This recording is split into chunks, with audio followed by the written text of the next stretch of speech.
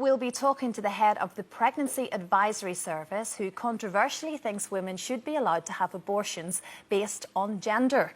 When you think of birth control, what springs to mind? Going on the pill, using condoms, or maybe getting an implant? Not, I imagine, having an abortion.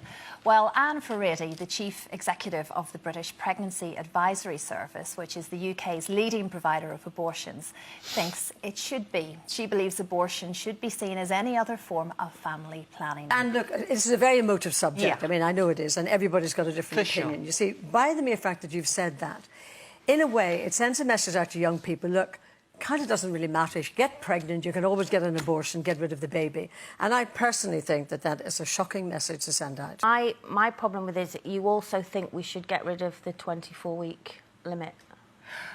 What I think is a problem is when a woman comes to us and maybe she hasn't realised that she's pregnant, or maybe there are circumstances in her life that have really changed. Even at 6 months, she hasn't realised she's pregnant. Well, sometimes it happens.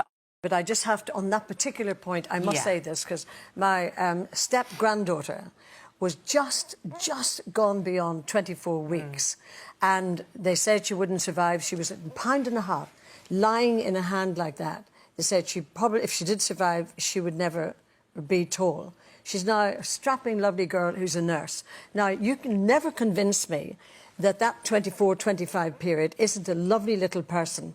And if you've ever been to a prem unit in a hospital, you will see those little babies fighting for their life. So how you can say that you can just get rid of the baby? What about your views on gender selection, saying that if it's the wrong gender, not your choice, you can abort the baby? Well, let me say, right, you know, my view on it is that it should always be down to the woman to make the decision for herself, because she will live with that decision. Now, you may disagree with the reasons, I may disagree with the reasons, but both of us can walk away at the end of the day. She is going to live with it, and so that's why, you know...